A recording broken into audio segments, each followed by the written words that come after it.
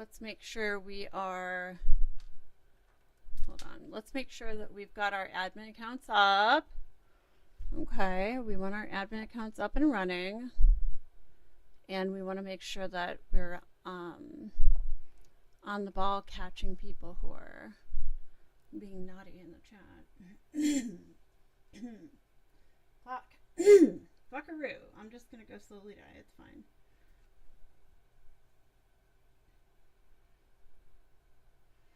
Okay. Yeah, my admin account just does not want to work.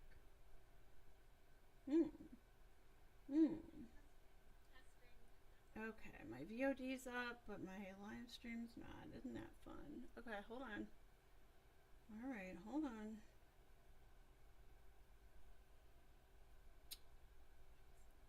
Y'all. Literally? What the fuck?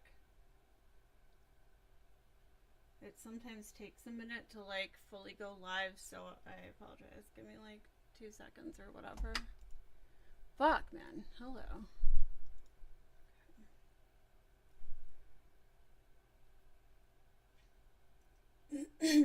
Jesus. Holy shit. Holy fuck. Guys. I apologize. It's very annoying.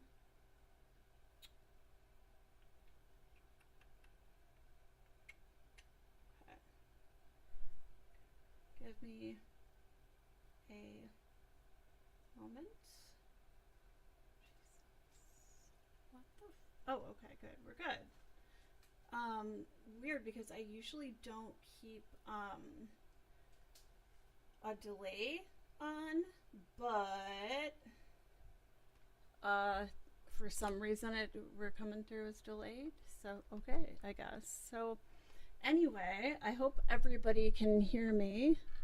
I hope everybody can hear me. Actually, why don't I go ahead and do a quick test? It's gonna be echoey for a minute. Okay, we're good. We're good to go. All right, let's dive back into the absolute cesspool of sewer shits or whatever the fuck. I don't know. That is Project 2025. Okay. I'm making sure to moisturize and drink lots of water.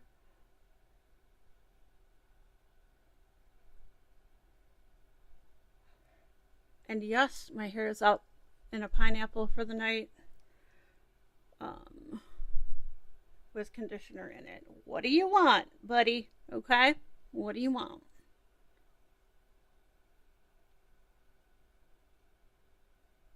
Okay.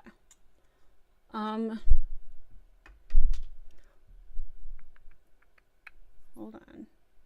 Lip treatment on. Hopefully we won't get dried out. We'll see. There we go. Cute. Okay.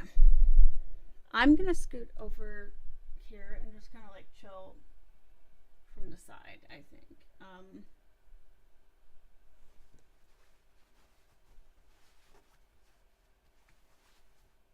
For anybody wondering if I'm wearing pants, yes. Ew. Okay. I don't think I'd be allowed here if I were not wearing pants, right? But also, I just have super long legs, so there's that. I can't tell whether I'm like hot right now or cool, so I imagine my layers will be going on and off tonight. So, okay. Here we go. Making sure I've got an eye on the chats. Making sure that we can see me, but not see too much of me, if you catch my drift. Pardon me. I have been having some problems. I'm just going to pull my shorts so that everybody can see that I'm wearing shorts, so that nobody is like, oh my god, are you wearing? Yes, I'm wearing pants. Jesus Christ, okay? God damn it, you guys. But, basically, you catch my drift. You know what I'm saying. So anyway, we're going back to Project 2025 again in our notes. Okay, in our notes, we've written everything that we can imagine that is important about Project 2025. And you guys are welcome to contribute to that if you like, right? You're more than welcome to. That's all I'm saying. You guys are more than welcome to. Are we having problems here with the stream by chance? Everybody can see, I hope. I hope. I'm getting a message saying that we might have an issue with the stream. Oh, no, I think we're good. So, you know what? This is gonna bother me. Give me a sec here. Or don't. Totally up to you. Don't care.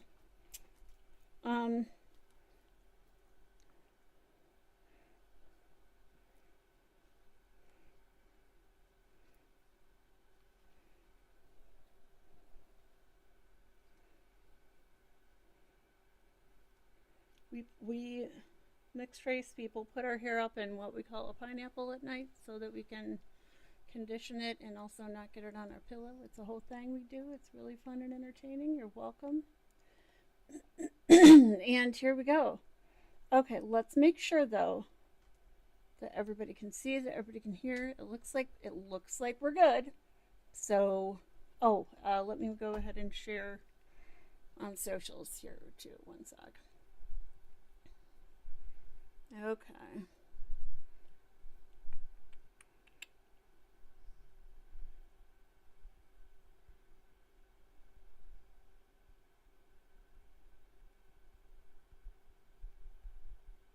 That was weird. Did y'all hear that?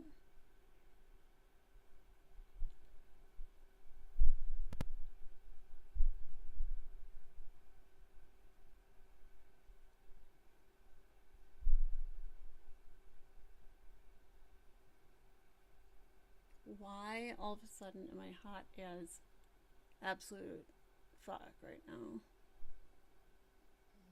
No, you hush your butt. You've been outside already. Thank you.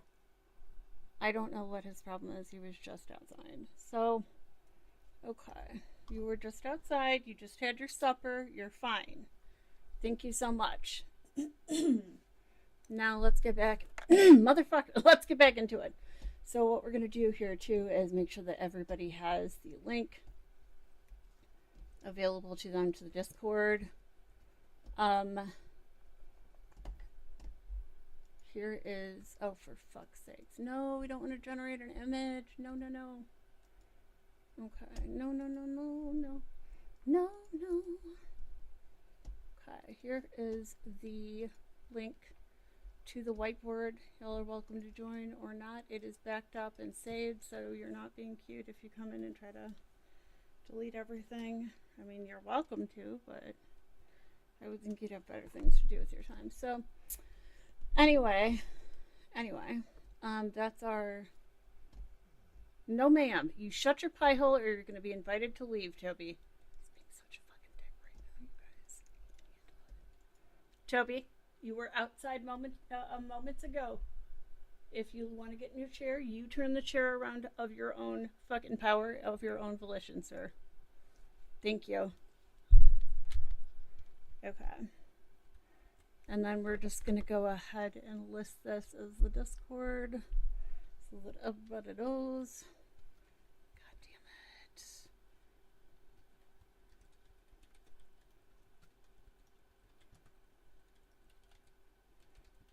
Okay. Anyway, moving on. Hopefully the dog will shut the hell up for a while. I really would like him to be a well-behaved young man. So, we were talking about the farm situation and USDA and like basically how things were allocated there and how the Trump administration wanted to change that. So CBO has found that reducing the premium subsidy to 47% would save $8.1 billion, like we just discussed, over 10 years and have little impact on crop insurance participation or the number or on the number of covered acres. I love you, buddy. Go lay down, bud. In that analysis, there would be a reduction in insured acres of just 0.5%, and only 1.5% of acres would have lower coverage levels. This reform is basically all benefit with little to no cost. In its recently released report identifying options to reduce the federal deficit, CBO, that's the Congressional Budgetary Office, found that reducing, if I could speak, the premium subsidy to 40%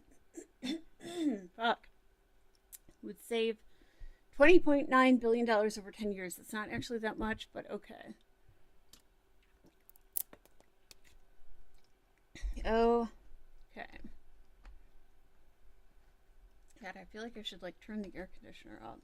Has it gotten hotter in Chicago? No, it's about the same temperature. Oh, humidity's up though. All right, well, fuck. That's why I'm so dang hot.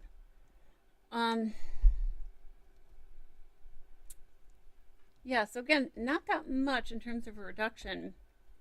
And as you may have imagined, and as I started to touch on a moment ago, at fairly high cost to just the American public and to farmers and to anybody who eats, food of any kind at all.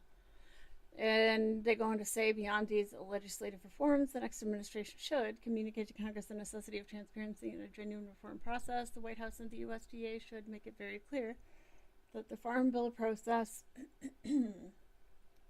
including reform of farm subsidies, must be conducted through an open process with time for markup and the opportunity for changes to be made outside the Agriculture Committee process. The Farm Bill too often is developed behind closed doors without any chance for real reform. Oh, not necessarily. Anyway, the White House, given the power of the bully pulpit, must demand a genuine reform process and express unwavering support for a USDA that shapes a safety net that considers the interests of farmers while also remembering the interests of taxpayers and consumers. And any safety net, for farmers should be a true safety net, one that helps farmers when they have experienced serious unforeseen losses, preferably when there has been a disaster or unforeseen natural event causing damage, and that exists to help them in unusual situations.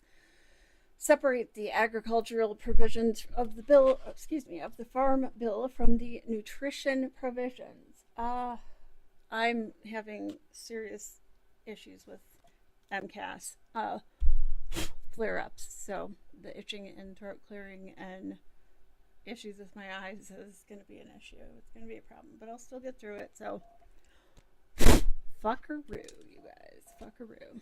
Okay, so moving on. This is interesting though. To have genuine reform and proper consideration of the issues, agricultural programs should be considered in separate legislation distinct from food stamps, and the nutritional part of the Farm Bill and reauthorization of such programs should be fixed on different timelines to ensure this separation. Hold on, backing up to natural disasters are not necessarily unusual situations. Separate the agricultural provisions of the Farm Bill from the nutritional provisions.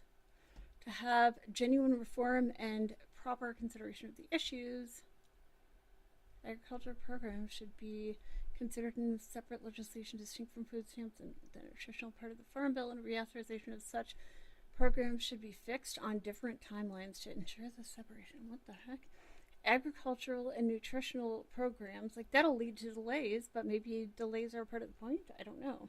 Agricultural, wow, just sounds really gross. And nutritional programs which are distinct from each other have been combined together for political reasons. Okay, SORAs. Something which is readily admitted by proponents of this log rolling. Nice. When it comes to American agriculture and welfare programs, they deserve sound policy debates, not political tactics at the expense of thoughtful discourse.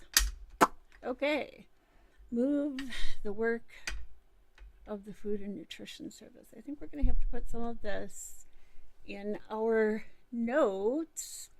This is interesting because what do you mean providing food for hungry people is log rolling or discourse that just like gums up the works, basically? Like, pardon me? What's all this fuck ass grinchery happening? Like, hello? Okay. Move the work of the Food and Nutritional Service. Again, the USDA implements many means-tested federal support programs, including the largest food assistance program, Supplemental Nutrition Assistance Program, SNAP, also known as food stamps, and the Special Supplemental Nutrition Program for Women, Infants, and Children, WIC food program. The Food and Nutrition Service, FNS, oversees these programs and other food and nutrition programs, including the Center for Nutrition Policy and Promotion, which handles the USDA's work on the Dietary Guidelines for Americans. Dietary Guidelines food nutrition programs include SNAP, WIC, the National School Lunch Program, and SLP. Yeah, well, fuck them kids, right? We wouldn't want them eating food. Ew. The nutrition program for the elderly. Oh, fuck them elderly, too. Nutrition service incentives, the summer food service program. Yeah, fuck those kids. They don't need to eat in the summer, am I right? The commodity supplemental food program, the temporary emergency food program, the farmers market nutrition program, and the special milk program. Jesus Christ, this is just disgusting. Like, bro, what? Why? That's very sad. And I understand that a lot of these changes have already been implemented in the big, beautiful bill. So, yay. Yeah.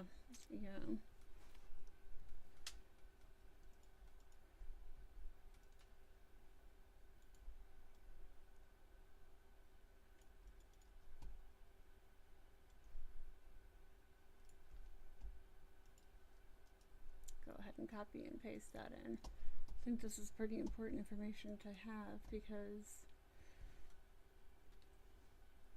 this literally excuse me, speaks directly to the provisions in the big, beautiful bullshit bill here. And I'll go back and read that, don't worry. I just wanted to get this all kind of squared away in the notes that we're taking in the Discord, in the Discord app here on Whiteboard. Okay, there we go. Just go ahead and do that. And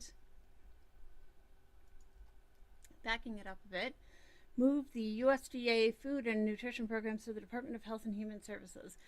There are more than 89 current means-tested welfare programs, and total means-tested spending has been estimated to surpass $1.2 trillion between federal and state resources, because means-tested federal programs are siloed and administered in separate agencies. The effectiveness inside the welfare state, okay, remains largely hidden. Sure, but there are means-tested food support programs in the USDA, especially FNS. Do they mean especially FNS? Anyway.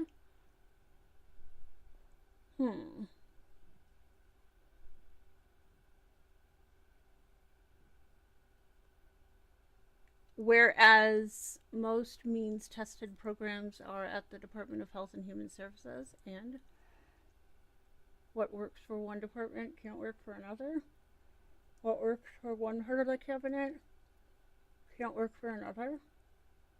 What works for one fucking agency can't work for another. So again, all means-tested anti-poverty programs should be overseen by one department, specifically HHS. Oh goody. More HHS nonsense, which handles most welfare programs, rather. Reform SNAP. Ostensibly, huh? Ostensibly, SNAP sends money through electric benefit transfer, EBT cards to help quote unquote low income. Nice use of quotes there. Doesn't make you seem like the fucking Grinch who stole Christmas at all. Low income individuals buy food. Are we suggesting they're not really low income? That it doesn't help them buy food? Like, help me understand. What the fuck? It is the largest of the federal nutrition programs. Food stamps are designed to be supplemented by other forms of income, whether through paid employment or nonprofit support. SNAP serves 41.1 million individuals, an increase of 4.3 million people during the Biden years. Okay. And how much did it increase during the Trump years? We're just not going to explore that, huh? Because the answer might be inconvenient. I'm sorry, I have cat fur in my nose right now. And now it fell into my lip treatment. Help. I'm falling apart over here. Okay. So, I imagine we're getting into work requirement territory here, is what I'm going to predict. But let's see. Do I have my psychic hat on correctly? Anyway. Is the largest of the federal nutrition programs. Food stamps are designed to be supplemented by other forms of income, whether through paid employment or nonprofit support. SNAP serves 41.1 million individuals, like we just discussed, an increase of 4.3 million people during the Biden years. In 2020, the food stamp program cost $79.1 billion. That number continued to rise by 2022. Outlays hit $119.5 billion. The next administration, i.e. Donald Trump, right now should, what did I just say? Re-implement work requirements. Fuck. Well, we gotta put this in here. Throw this in our notes. Having a full-blown fucking MCAS flare-up, so bear with me itching and clearing my throat and having vision problems, like I said. You know, or don't. It's up to you, but here we go. Throw that in there. It just feels so grinchy and gross and yucky. Fuck them kids. Fuck them poor people. It's like, Jesus Christ, you guys are literally cartoon fucking villains over here at this point. Like, good lord. Anyway, go ahead. There we go. Oh.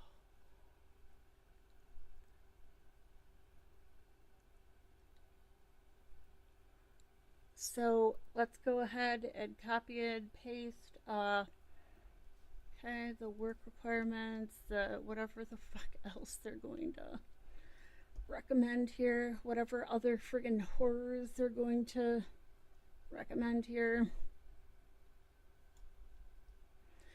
Oh, good grief. Come on, that's just so horrible. Like, come on, dude.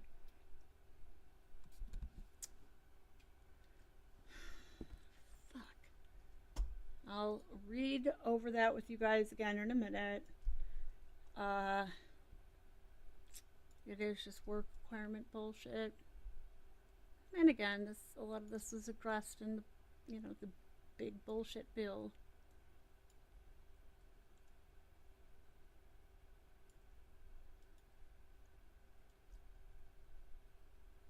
Okay. And then drag this down here because I know we're going to have a lot to copy and paste. Oh, for fuck's sake. This is just disgusting. Yeah, that's... Wow. The work requirements. I mean, come on. And no, there's not really any, basis for kind of acting as if SNAP and WIC and these types of things are only valid for people who work or make a certain amount of money or work a certain amount of hours. That's insane. Like, that's just totally self-defeating. Oh my god. Ah! Fucker! Sorry. Driving me crazy. Okay. Copy it, paste it, and then we'll back it up and read it all. I think I'm gonna need a little more space. Oh, no, we're good. Well, would you look at that? We're good. Okay, so,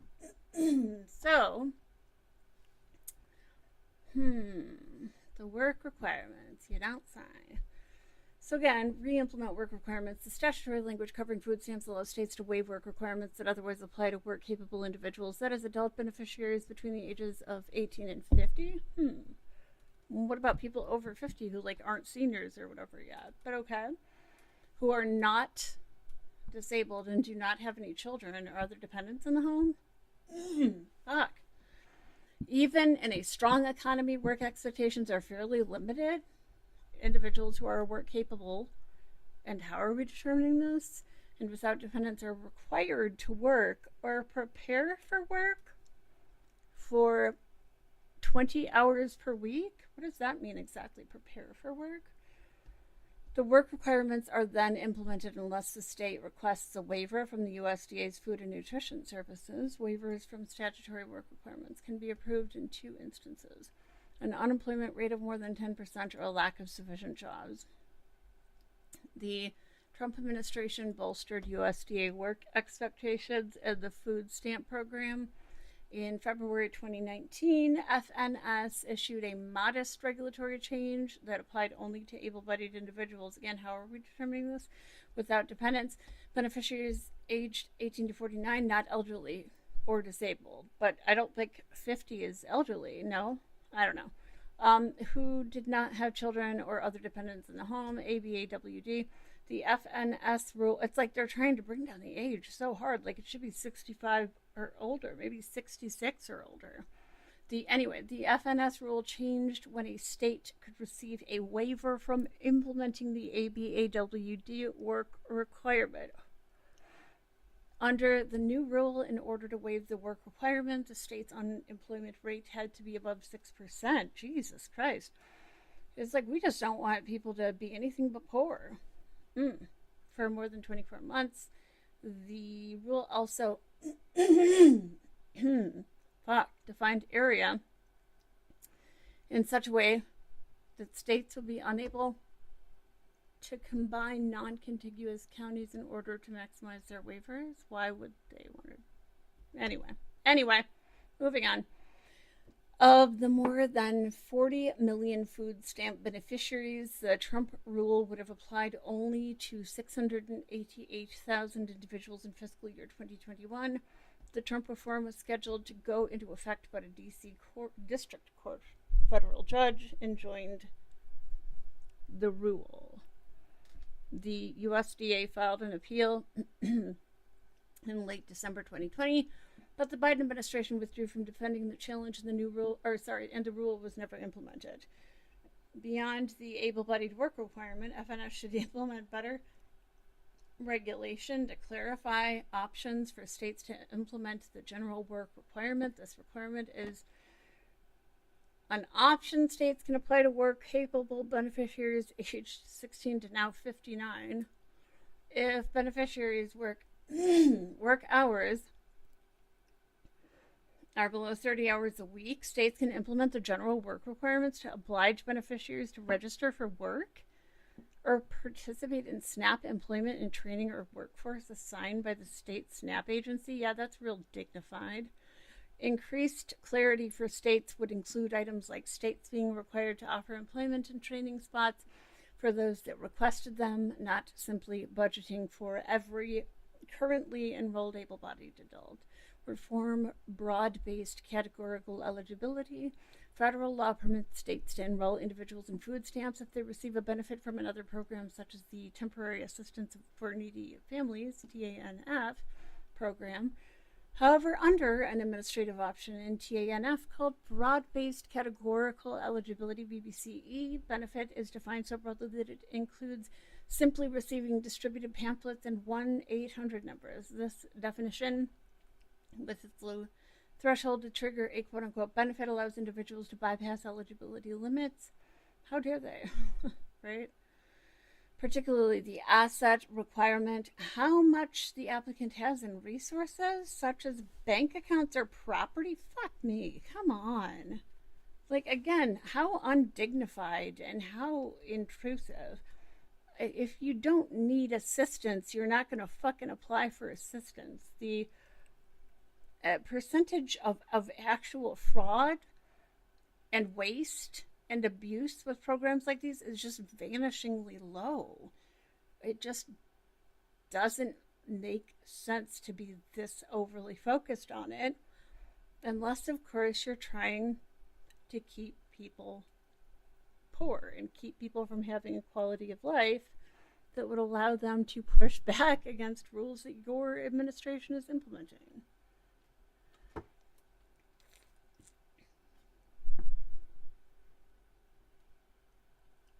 Apologies. I'm hydrating, like I said, and making sure that I kind of don't completely dry out while I'm doing this. So,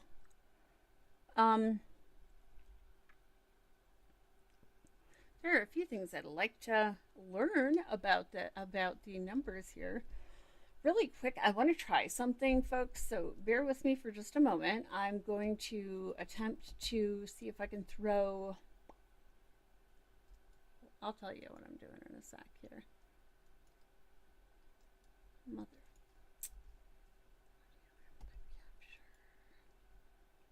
Audio input capture. Okay. Alright. One sec here. I'm gonna try something. Hi, kitty. I love you. I don't know that I want little baby kitties up here, even though I utterly adore you. Okay. She doesn't care and she's coming up. Well, come on up. Okay, you can come up, my love. Here, I'll hold your stool. Come on up. You can come up. I adore you. Come on up. Are you coming up? Okay, I'm holding the stool. Don't worry. You're safe. Come on. You need help? Do you need mommy? She might need mommy. Hold on. Hang on, folks. Here, you want to be able to see where you're jumping? Is that what it is? Come on up, baby. Come on up, my love. I've got it. Come here. Good girl. Good kitty. Whoa, whoa. Just come on up. You're safe. You're okay, babe. You're okay, kitty. Whoa, don't fall. We gotta take you for your arthritis injections here. Yeah, we do. I can tell. Are you a little stiff? Say, I'm a tiny stiff. I'm a tiny kitty stiff. Stiff kitty. Okay. One sec. Now the cat fur is gonna be in my lip treatment. Hi, baby. Bless you. A boochie coochie coochie coochie coo. Sorry, we have to though. It's in my contract. A boochie coochie coochie coochie coo, my love. Boochie coochie coochie coochie coo. I love you. You're my favorite. Honestly, she's she like stole my heart so much. Like, she's such a little adorable, tiny little Russian blue mix of a kitty. I just adore this kitty. She's my little baby. I'm sorry, did I upset you? We're doing little ear kisses. Okay, one sec, guys. Hi, you guys are so gentle. You guys are being such good little babies. Yes, you are, my love. Yes, you are. So precious. Okay, let's see here. Good kitty. Good girl. Oh, she's so perfect here. We're going to try to do something. I'll show you guys in a sec, hopefully.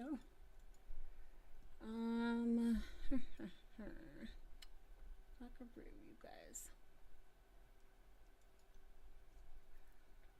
No, I gotta check something here.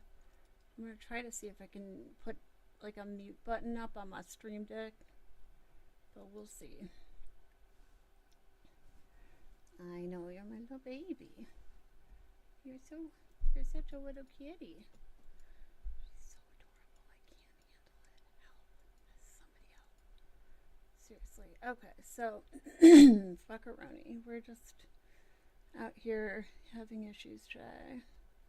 I'm gonna look up my OBS and we're gonna see what the fuck. Or Streamlabs.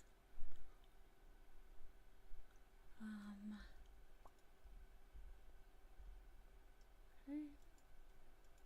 I know you're such a good girl. Yeah, we're gonna figure this out. We're gonna figure it out, aren't we, baby? Yes, we are. Yes, we are. Okay. I think I'm gonna go ahead and just, delete that action, and then I'm gonna add in. Okay, we've got scene, stream, source, mixer, toggle, skip, change volume, pause. Let's see here. We'll figure it out. Don't you worry. Okay, plugins, fuckaroo, come on. Alright, keys.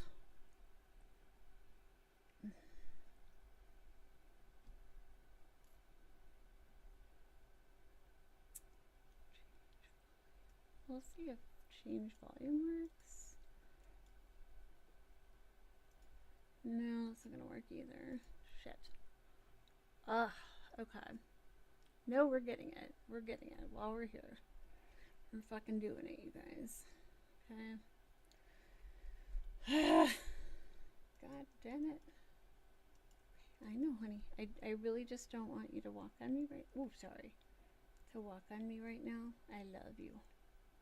You're my little baby. Okay.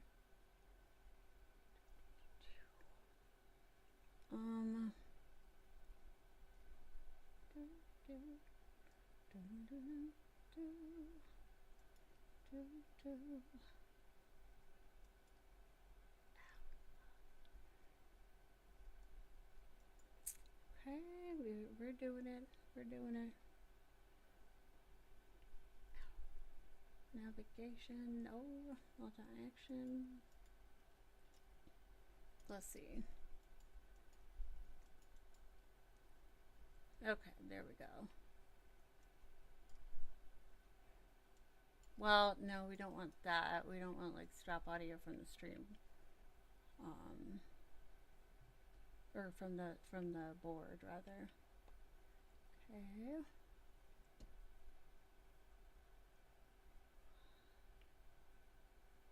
Okay.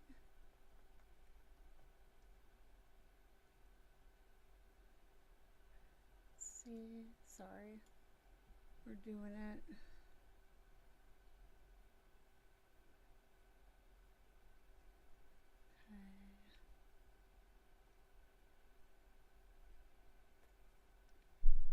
Pardon me.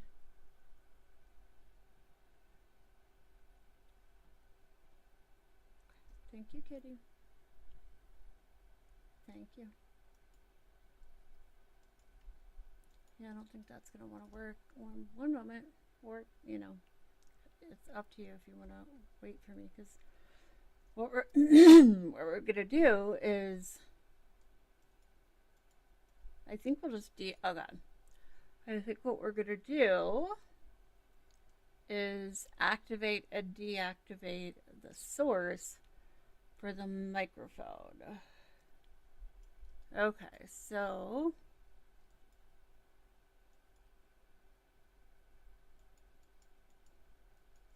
we'll see here, guys.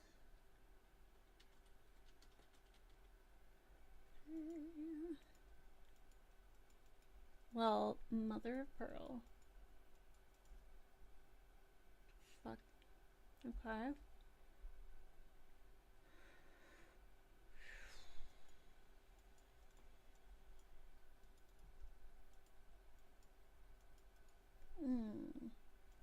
It's not gonna want me to. Hold on. Okay, come on now, damn it. It's just not wanting to work. Alright, well fuck. Okay. Um,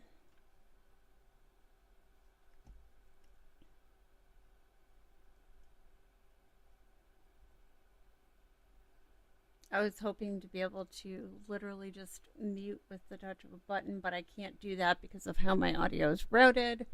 Whoops, and it just does not want to connect to my Streamlabs or OBS, so yay. Fuck. Okay, that's all I can say. Source.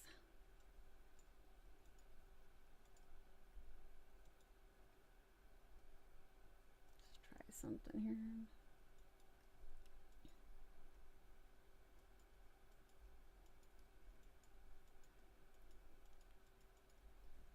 The fuck?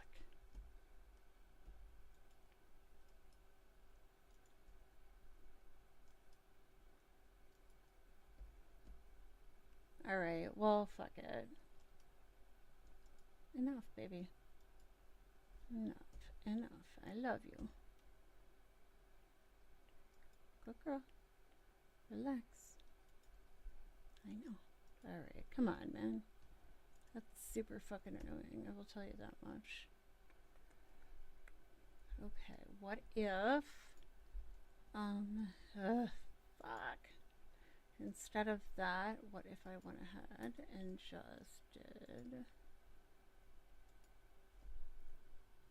Let's see here, guys.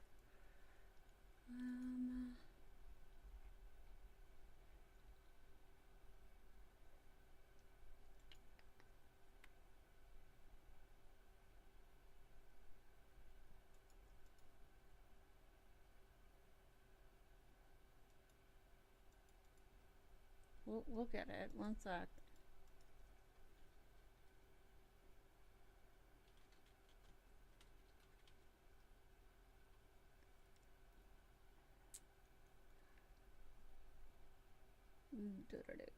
Let's see.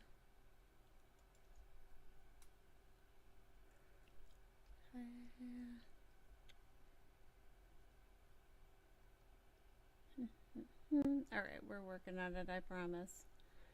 Okay. Ooh, we should do that too, for sure.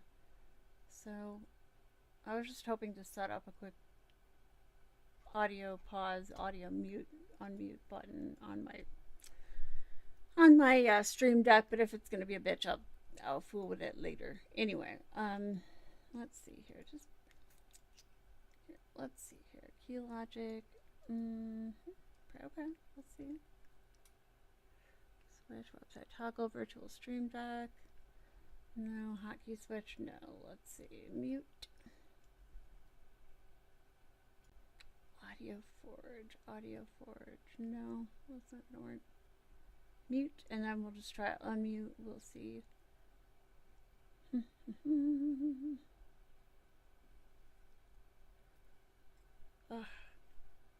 Mute and then unmute.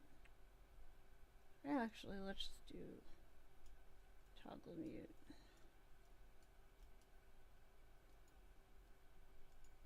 Okay. Single press. Quick press, toggle, press, and hold.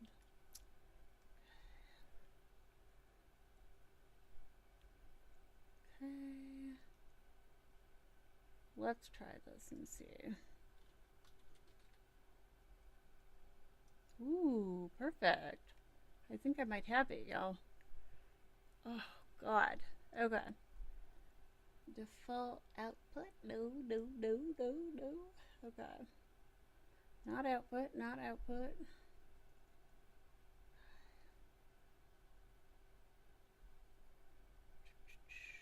Ooh, I like it. Okay.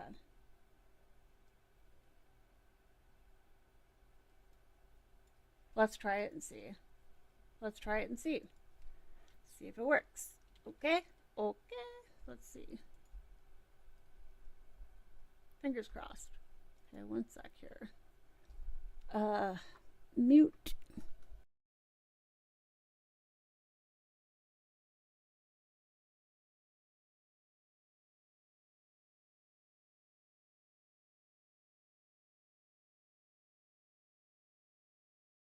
I think it worked. Woohoo! Oh, this is fucking sweet, y'all. This is so good. Oh, I'm so thankful for this. I'm thrilled. Okay. Okay. Because, well, I've got to get a longer USB-C cord now, but but when I do that, because of my fucking MCAS, I can actually mute it like so. Do do do do. Success. Okay. Unless no, that was success. I saw it. I saw the audio stop. Fuck yeah. Okay. So back to this absolute tomfoolery. Okay.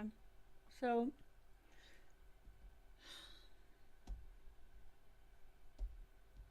I want to ask Claude though, right?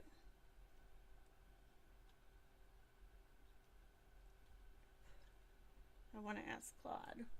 Mm, dang, the cat fur is everywhere. Hi, kitty. You're my little baby. Okay, let's ask. Has the big, beautiful bill accomplished? I know the answer is yes. Much of Project 2025. I mean, I know the answer is yes, but let's see what Claude says. Let's see if Claude is on one. Or if it's kind of like, you know what? You're right. You're onto something. Fathoming. It's fathoming, you guys.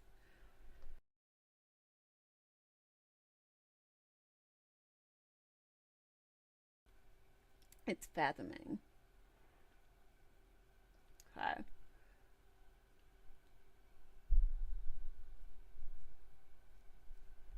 Um, I don't like the way it answered that. I think you missed the point of my question. Okay. Anyway, it's like, yes, but it didn't accomplish all of it. Like, no shit. Tell me more, Please. Avoid all nuance. We wouldn't want any of that clogging up the works, would we? We wouldn't want nuance gumming up the works. Let's please interpret everything absolutely literally. They can fine tune LLMs and small language models and everything, but they don't always. So, yay, fun times. Increase clarity for states would include items like states being required to offer employment and training spots for those that request them, not simply budgeting for every currently enrolled able-bodied adult. Lovely. Reform broad-based categorical eligibility. Federal law permits states to enroll individuals in food stamps if they receive a benefit from another program. Oh no, they're not going to say that we don't want to do that, are they? Jesus Christ, it's literally cartoon villain shit here. All day, every day. So, federal law permits states to enroll individuals in food stamps if they receive another benefit, a benefit from another program, such as a temporary assistance for needy families, TANF program. However, under an administrative option in TANF called broad-based categorical eligibility, BBCE, benefit is defined so broadly that it includes simply receiving distributed pamphlets, like we said, and 1-800 number is this definition, with its low threshold to trigger a benefit, allows individuals to bypass eligibility limits, particularly the asset requirement, how much the applicant has in resources, such as bank accounts or property. Adopting the BBCE option has even allowed millionaires to enroll. No, it has not. In the food stamp program, it has not. It fucking has not. I mean, maybe on paper somehow, but it hasn't.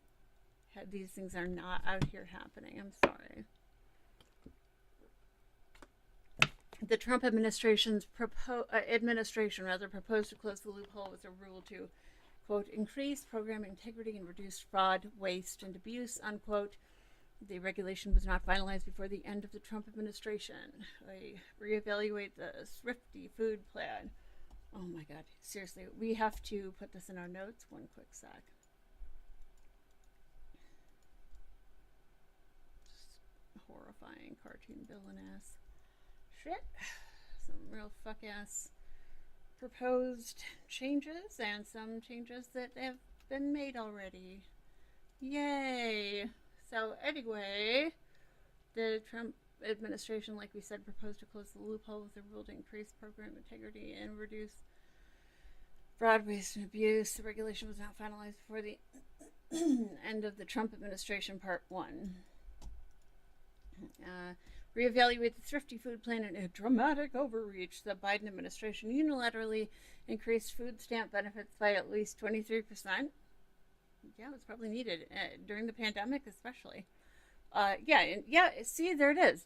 By at least 23% in October 2021 through an update to the Thrifty Food Plan in which the USDA analyzes a basket of foods intended to provide a nutritious diet. The USDA increased food stamp outlays by between $250 billion to $300 billion over 10 years. Pardon me if you guys heard that. Okay.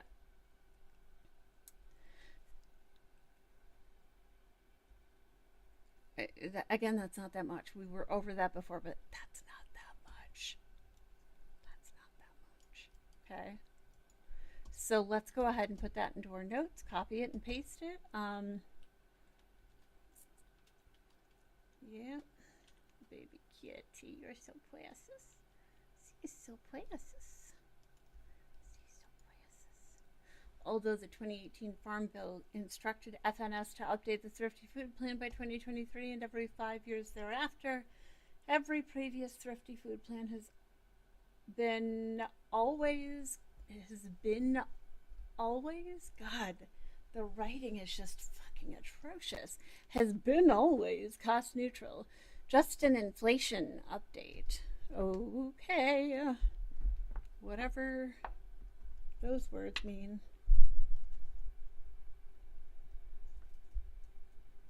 I want to go back over that. I'm not sure I understand. So, although the 2018 Farm Bill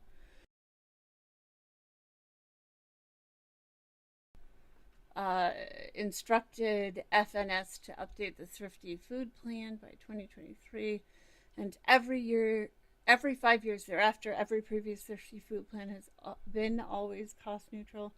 Just an inflation update. Okay, exactly what CBO, that's Congressional Budgetary Office, rather, estimated as cost of the 2018 Farm Bill. The Biden administration may have skirted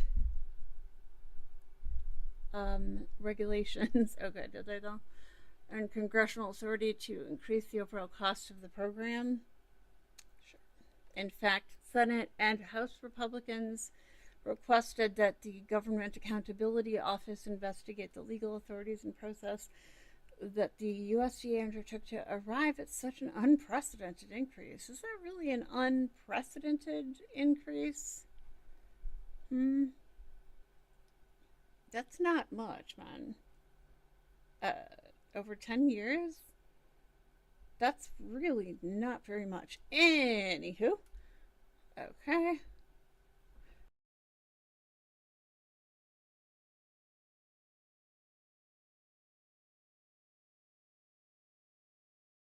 Hopefully that's helping to mute things. I know it's annoying as fuck, but it can't be helped. MCAS sucks, okay? And so does fucking Hashimoto's and everything else. So, what the fuck? Eliminate the heat and eat loophole. Bro, what?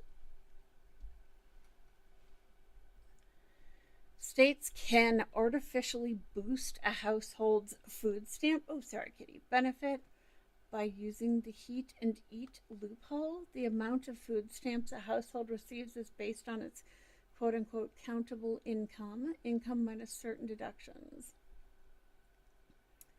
Wow, okay. What? Okay, households that receive benefits from the low-income heat and Energy Assistance Program, LIHEAP, or Heat and Eat, are eligible for a larger utility deduction in order to make households eligible for the higher deduction and thus for greater food stamp benefits. States have distributed LIHEAP checks for amounts as small as $1 to food stamp recipients. Okay. The 2014 Farm Bill tightened this loophole by requiring that a household must receive more than $20 annually in LIHEAP payments to be eligible for the larger utility deduction and subsequently higher food stamp benefits. Jesus Christ, this lotion is just not coming out. I was just going to try to surreptitiously put some on, but I guess I can't. Anyway, under the Trump administration, the USDA proposed rule, which was not finalized, that would have standard the utility allowance. Okay.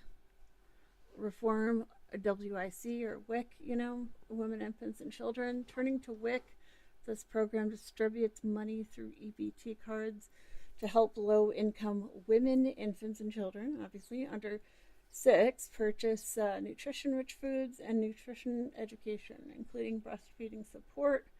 As of August of 2022, approximately 6.3 million people participated in WIC each month to purchase food. In 2021, WIC federal outlays were $5 billion. The next administration should reform the state voucher system.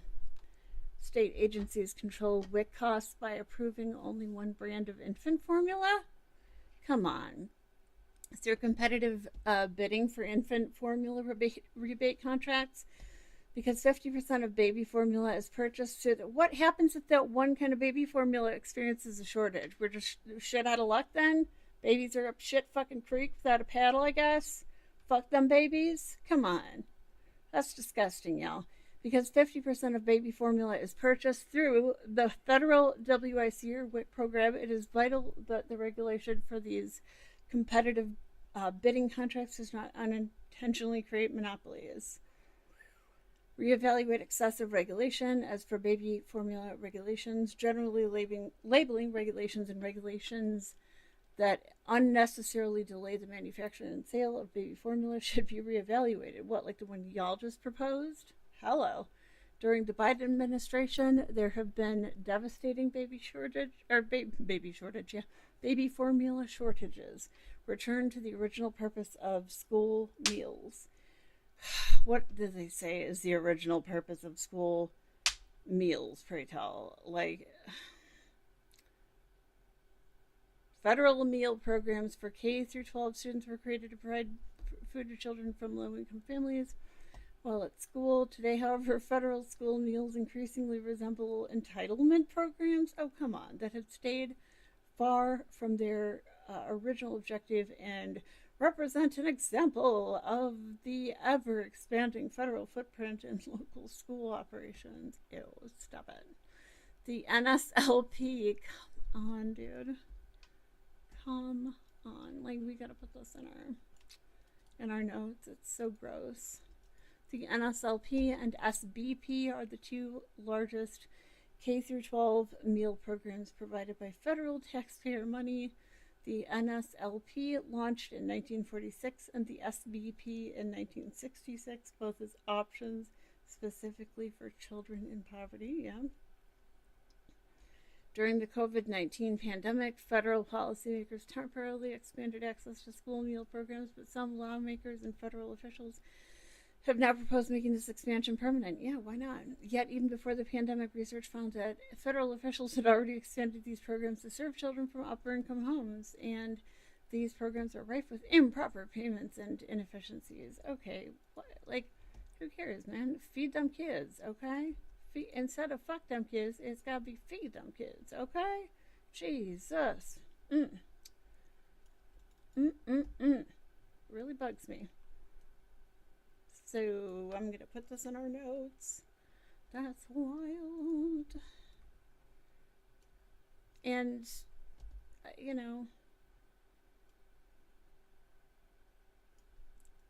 let's see what other fresh hell we've got to evaluate here.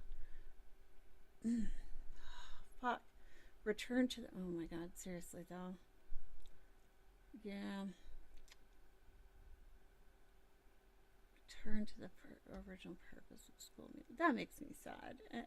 The original purpose of school meals is to feed kids. It doesn't matter what their family income is or what their background is. We feed kids around here. What is the problem? Do you see what I'm saying? The NSLP and SVP are the two largest K through 12 meal programs, again, like we said, provided by federal taxpayer money. The NSLP launched in 1946 and the SVP in 1966, both options specifically for children in poverty. During the COVID-19 pandemic, like we said, federal policymakers temporarily expanded access to school meal programs, but some lawmakers and federal officials have now proposed making this expansion permanent. Yet even before the pandemic, research found that federal officials had already expanded these programs to serve children from upper income homes. And these programs are rife with improper payments and inefficiencies. Heritage Foundation research from 2019 found that after the enactment of the Community Eligibility Provision, CEP, in 2010, the share of students from middle and upper income homes receiving free meals in states who participated in CEP doubled. Good, they're taking advantage of it then. Awesome. What's the problem? So doubled, and in some cases tripled, all in a program meant for children from families with incomes at or below 185% of the federal poverty line. Children from homes at or below 130% of the federal poverty line are eligible for free lunches, while students from families at or below 185% of poverty are eligible for reduced price lunches. Jeez. It really is obvious, isn't it, that we just simply don't want to give people what they need to survive. It's very meritocratic, individualistic, and just unrealistic, isn't it?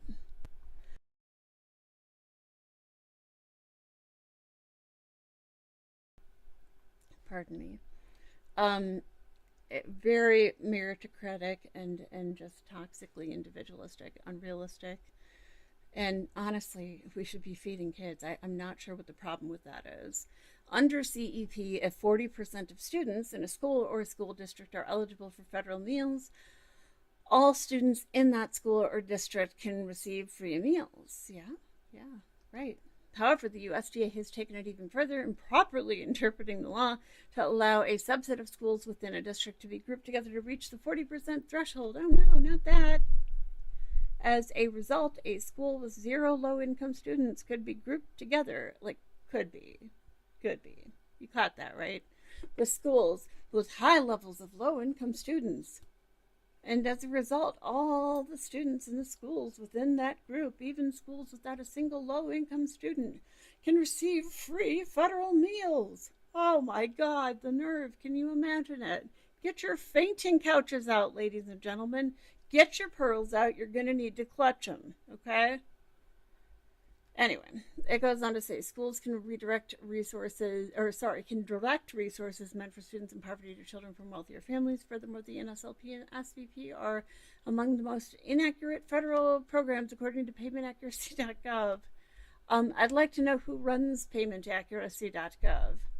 I'm not particularly interested in assuming that that is a credible resource until I have more information, right?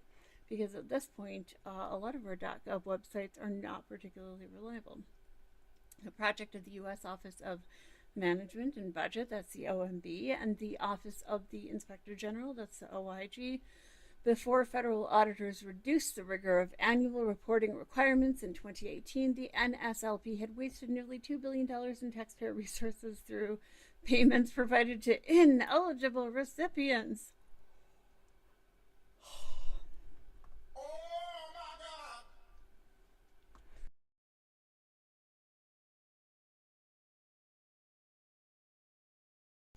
Pardon me. To ineligible recipients. Wow, you don't say. Even after the auditing changes, which the U.S. Government Accountability Office said results in the USDA not regularly assessing the program's fraud risks, the NSLP wasted nearly $500 million in FY 2021, the SBC now wastes nearly $200 million annually. Interesting phrasing. Despite the ongoing effort to expand school meals under CEP and the evidence of waste, not waste, you guys, the evidence of waste and inefficiency, left of center members of Congress and President Biden's administration have nonetheless proposed further expansions to extend federal school meals to include every K-12 student, regardless of need. The administration recently proposed expanding federal school meal programs offered during the school year to be offered during the summer as part of the American Families Plan. Oh my God. What? Shut up. And also proposed expanding CEP. Other federal officials, including Senator Bernie Sanders, have in recent years proposed expanding the NSLP to all students to serve students in need and prevent the misuse of taxpayer money. The next administration, i.e. Donald Trump's second administration right now, should focus on students in need and reject efforts to transform federal school meals into an entitlement program. Not an entitlement program. Oh no.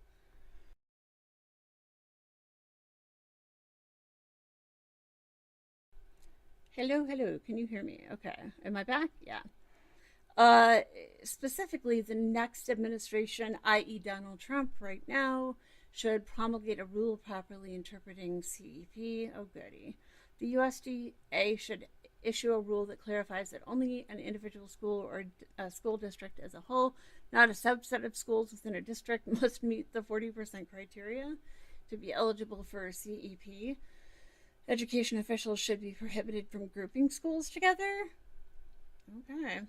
Work with lawmakers to eliminate CEP. The NSLP and SBP should be directed to serve children in need, not become an entitlement for students from middle and upper income homes.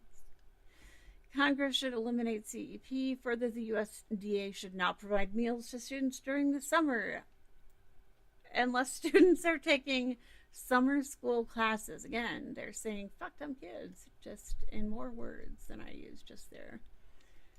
Congress should eliminate CEP. Further, the USDA should not provide meals to students during the summer unless students are taking summer school classes. Currently, students can get meals from schools even if they're not in summer school, which has, in effect, turned school meals into a federal catering program. Oh my God, let's all freak out. Okay, let's go ahead and add this to the bottom of our notes because I think it is important to put in there, right?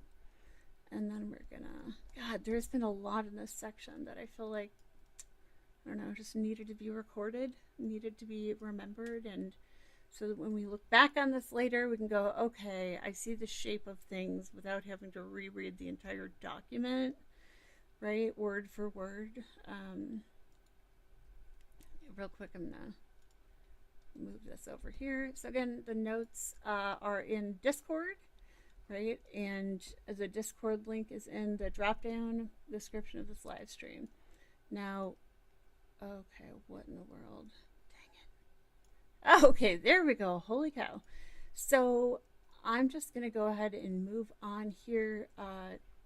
We are taking notes with a fire and fury that I have not needed to do in the last couple of live streams because there's so much going on here. So federal school meals should be focused. Hold on. Backing it up. Be kind, rewind. Restore programs to their original intent and reject efforts to create universal free school meals. I don't know why, but okay. The USDA should work with lawmakers to restore NSLP and SBC to their original goal of providing food to K-12 students who otherwise would not have food to eat while at school.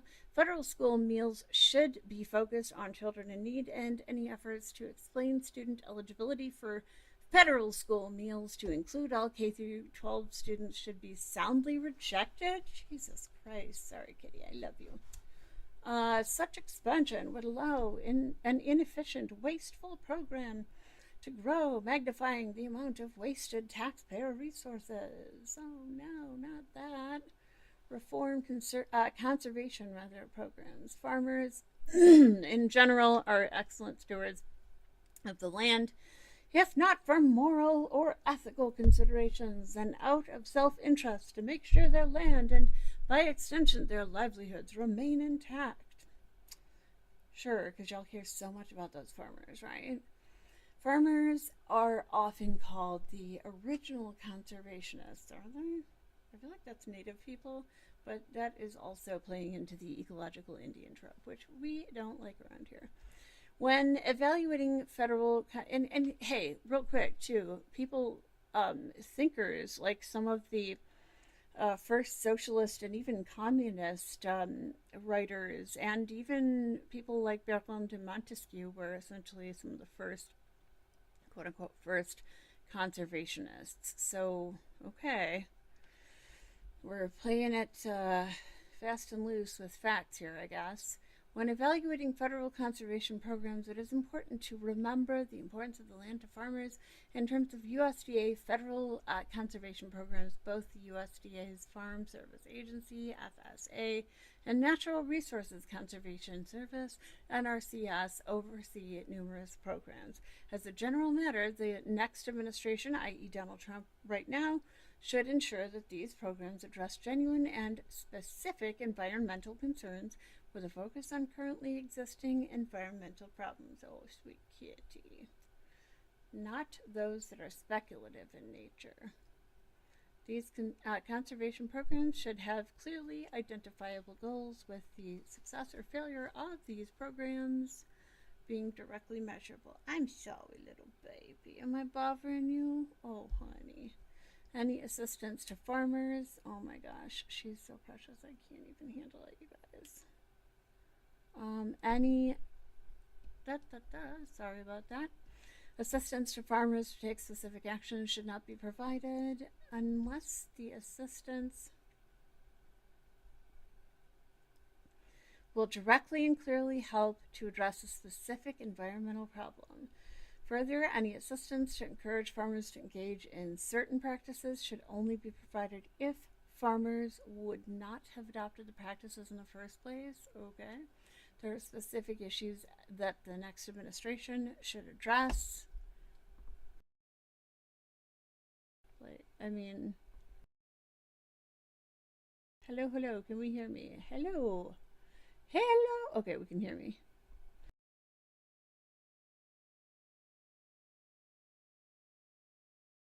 Okay. There are specific issues that the next administration, again, Donald Trump right now, you get it, should address. The Conservation Reserve Program, which is run by FSA, pays farmers to not farm some of their land. This program has recently received attention as agricultural groups rightfully seek to farm without penalty voluntarily idled land in light of the consequences to food prices of Russia invading Ukraine. Okay. There is also a need to reform USDA's conservation easements. These easements are a powerful tool to incentivize long-term preservation of ecosystems, while still allowing farmers to benefit economically. However, when farmers and ranchers sign conservation easements with the USDA, they can be enforced in perpetuity. Interesting. Future generations, be they the descendants of the landowners or new residents, are bound by those conditions. Fair enough. Ecosystems and topography naturally change over time, but without legislative change, easement requirements will not. The next administration, i.e. Donald Trump, i.e. right now, should champion the elimination, we're going to put this in our notes here, of the Conservation Reserve Program. Farmers should not be paid in such a sweeping way not to farm their land. Why? I mean, again, well, I guess this comes down to just not wanting to believe in climate change, which I mean, at least they're consistent, right? At least they're consistent. Let's go ahead and copy and paste here into our notes. And again, the notes are available in Discord. The Discord link is in the drop-down description of this live stream. So, champion the elimination of the Conservation Reserve program. Farmers should not be paid in such a sweeping way not to farm their land. If there is a desire to ensure that extremely sensitive land is not farmed, this should be addressed through targeted efforts that are clearly connected to addressing a specific and concrete environmental harm. The USDA should work with Congress to eliminate this overbroad program. Reform NRCS wetlands and erodible land compliance and appeals. Problematic NRCS overreach should be avoided entirely by removing its authority to prescribe. Again, it would be proscribe, not prescribe, but whatever. To prescribe specific practices on a particular farm operation in order to ensure continued eligibility to participate in USDA farm programs.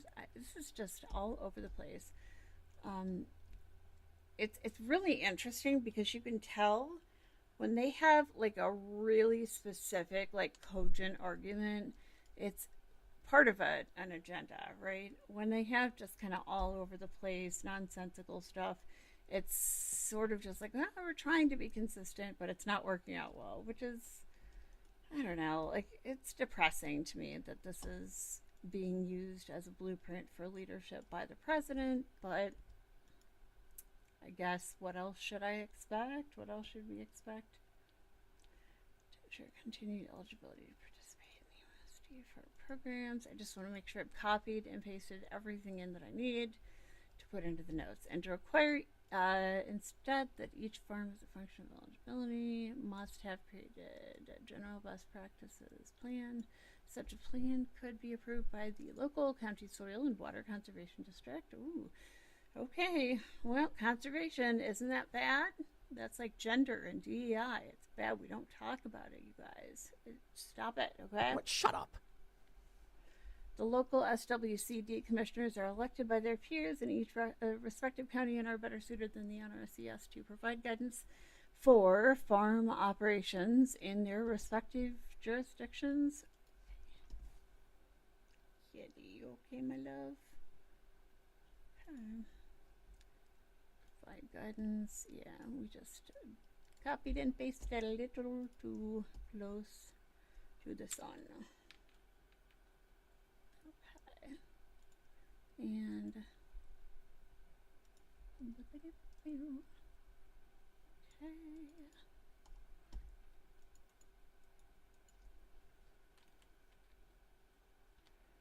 Real quick here.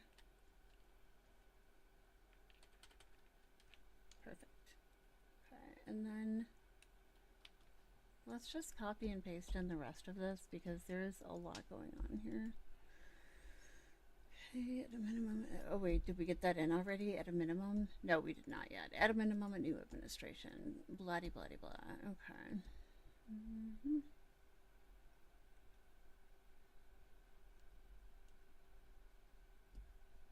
This is just absolutely wild. Like, and they're proposing putting all of this under HHS. Like, pardon me? Wild stuff, you guys.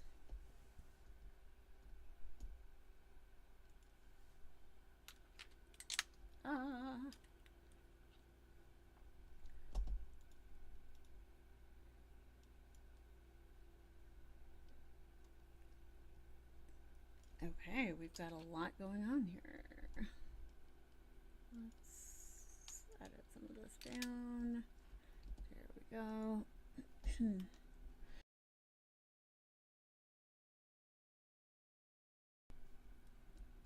Okay.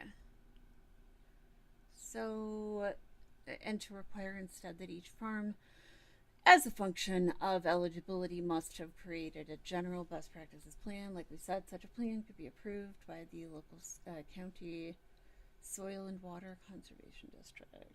The local SWCD commissioners are elected by their peers in each respective county and are better suited than the NRCS to provide guidance for farm operations in their respective jurisdictions. At a minimum, a new administration should support legislation to divest more power to the states and possibly local SWCDs regarding erodible land and wetlands conservation. Again, they shouldn't believe in that. Naughty, naughty. Reform easements. The new administration should, to the extent authorized by law, limit the use of permanent easements and collaborate with lawmakers to provide the USDA from creating new permanent easements. That's interesting. That's interesting, isn't it? Easements. Did we put that in? Yeah, we did. Yeah, that's wild. That really is wild to me. Other major issues and specific recommendations, although the following issues have not been listed as, quote, priority, these issues are still extremely important, and the next administration should address them. Again, when we say the next administration, in this case, we're talking about Donald Trump right now, okay? Only meat and poultry from federally inspected facilities can be sold in interstate commerce. Even meat and poultry from USDA approved state inspected facilities may only be sold, sorry kitty, in interstate commerce with limited exceptions. Meat and poultry from USDA approved state inspected facilities may only be sold in interstate commerce with exceptions.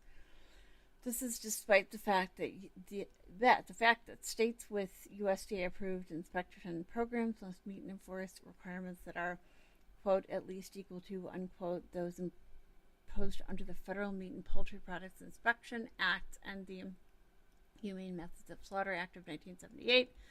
This is an unnecessary regulatory barrier. Yeah, let's kill the animals horribly. See how that goes, right?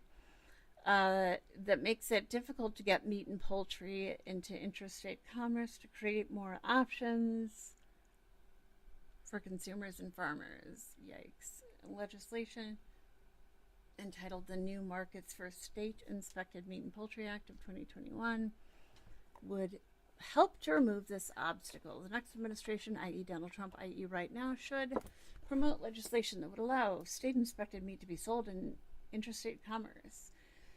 These barriers to the sale of meat and poultry from USDA approved state inspected facilities should be removed.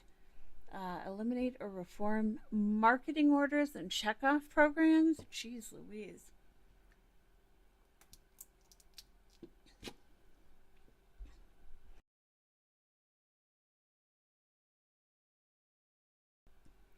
Okay,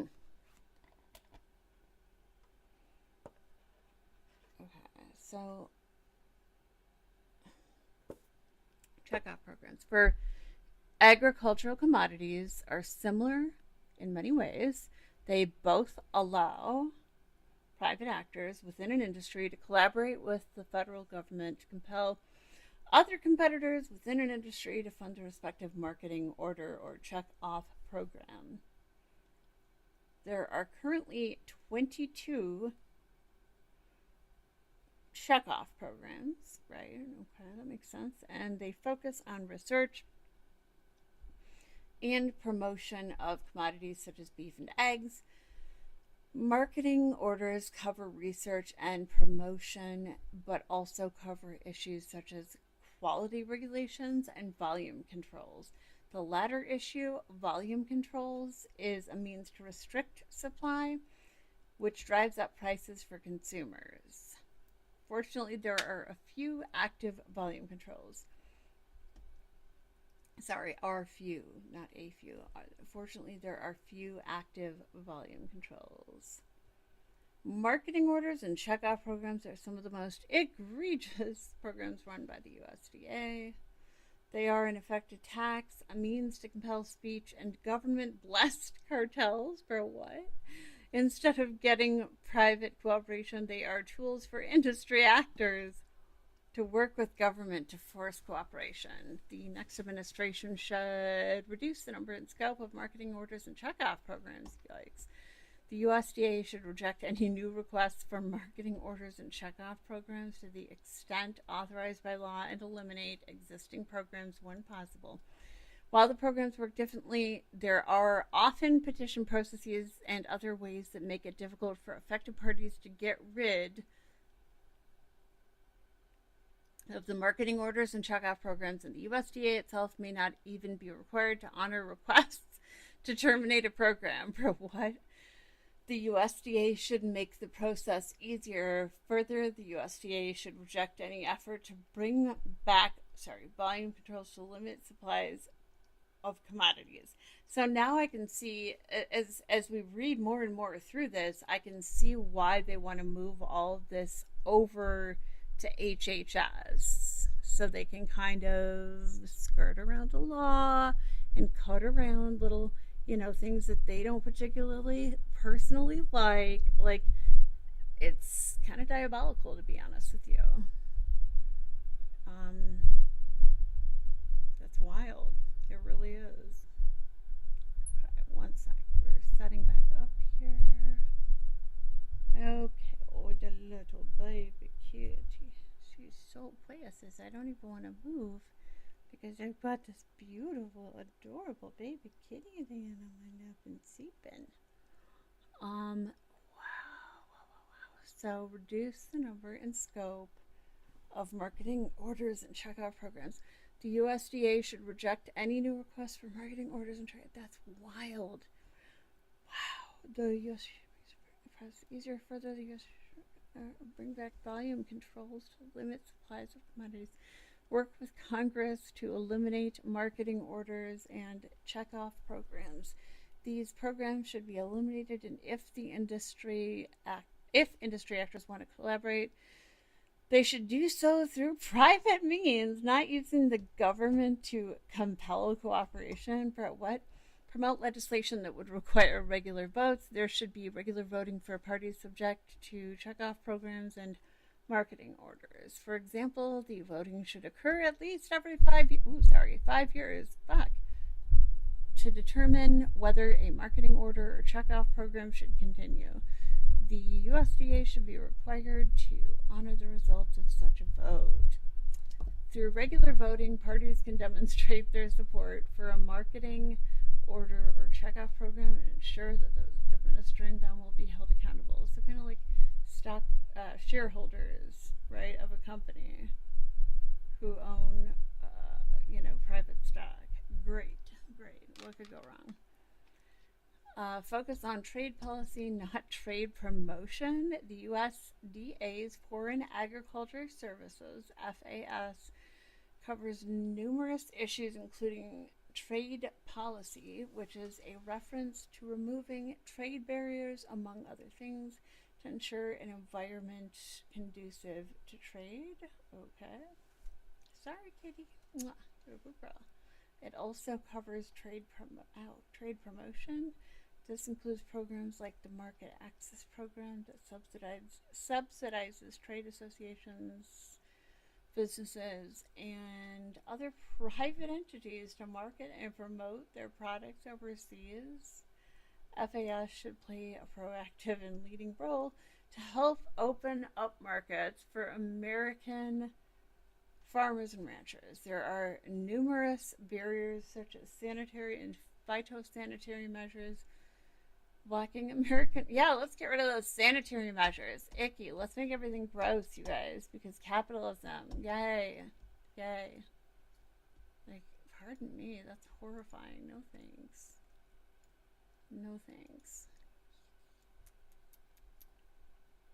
My little baby darling.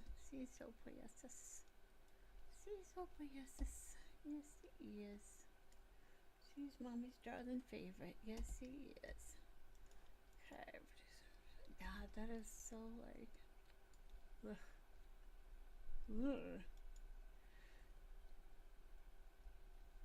Let's look at our notes here. So we've got scope. Yikes.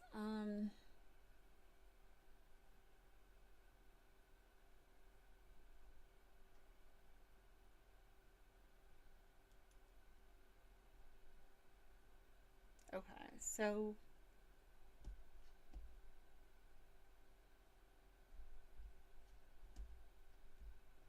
I'm just gonna add in with my own notes because I really don't want to copy and paste stuff that we don't have to copy and paste.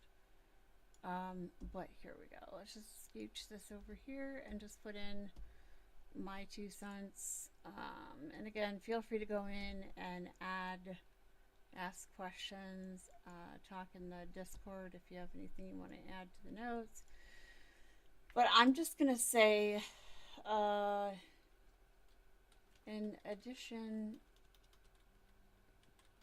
to the above points and to the apparent, to the, we'll say, expressed desire to move USDA, let's say, governance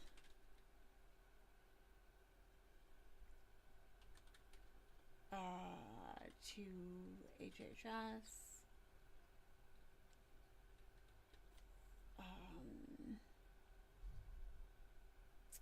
Let's see, Phyto. Let's make sure we phytosanitation, is it? Or just phytosanitary and sanitary measures. Phytosanitary, sanitary and sanitary measures appear to be seen as unnecessary regulations, as do humane butchering laws.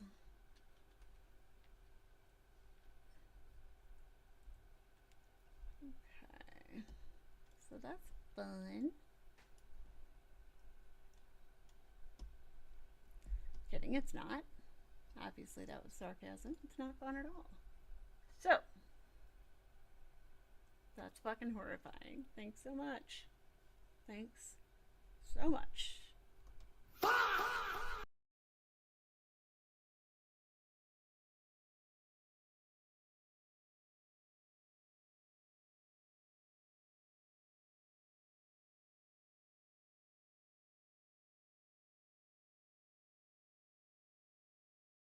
Sorry about that, guys. There are numerous barriers. Like, I'm just stuck on that. There are numerous barriers, such as sanitary and phytosanitary measures blocking American agricultural products from gaining access to foreign markets. However, FAS should not help businesses and industries promote their exports, something these businesses and industries can do and should do on their own. The next administration, i.e. Donald Trump, i.e. right now, should push legislation to repeal export promotion programs. The USDA should work with Congress to repeal market development programs like the Market Access Program and similar programs, remove obstacles for agricultural biotechnology. Innovation is critical to agricultural production and the ability to meet future food needs. The next administration should embrace innovation and technology, not hinder its use, especially because of scare tactics that ignore sound science.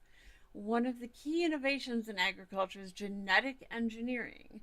According to the USDA, currently over 90% of corn, upland cotton, and soybeans are produced using GE, genetically engineered varieties. With this, I agree, but I think we have to be careful about doing away with any and all regulations. Just like be thoughtful about it, basically. Despite the importance of agricultural biotechnology, in 2016, Congress passed a federal mandate to label genetically engineered food. This legislation was arguably just a means to try to provide a negative connotation to GE food. There are other challenges as well for agricultural biotechnology. For example, Mexico plans to ban the importation of U.S. genetically modified yellow corn. The next administration should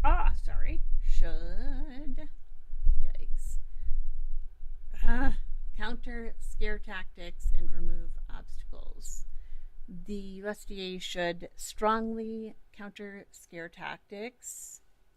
I'm trying to get comfy without goofing up the kitty here. Regarding agricultural biotechnology, and adopt policies to remove unnecessary barriers to approvals and the adoption of biotechnology. Okay, all right.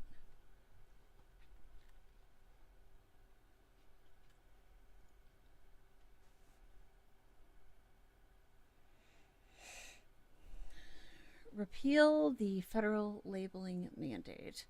Hi, baby kitty. Okay, I know I'm a little uncomfortable here, but I love you. You're a good girl.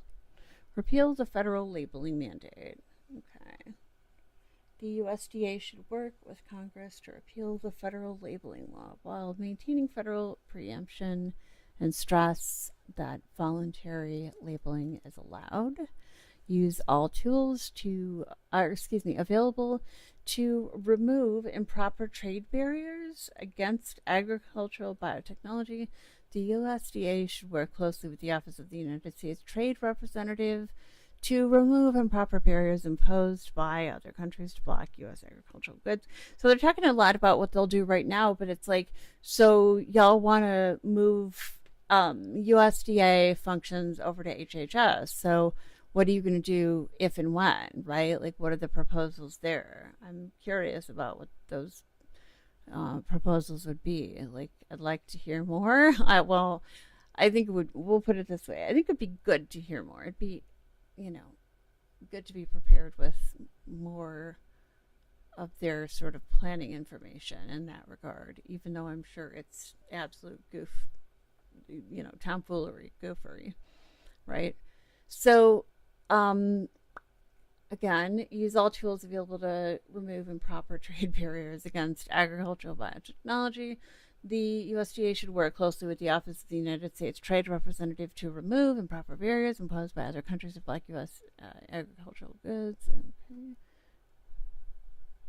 To remove, improper barriers from other countries to block U.S.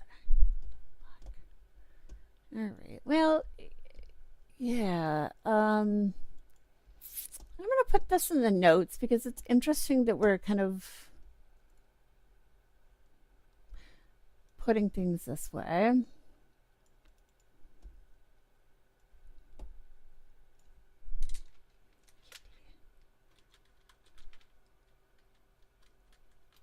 Administration.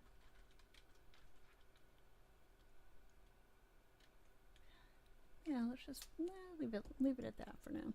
So, pardon me. Reform Forest Service, wildlife management. Let's put this in our notes too, just in case. I think it'll be good to have in there.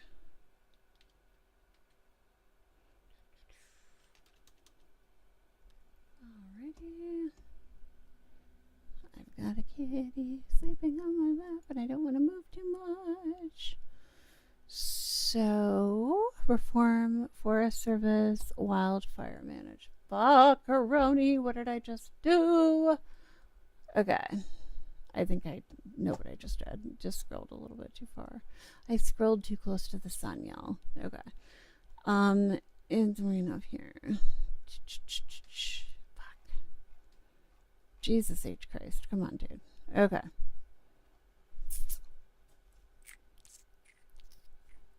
You're a good boy, buddy. Okay. Alrighty.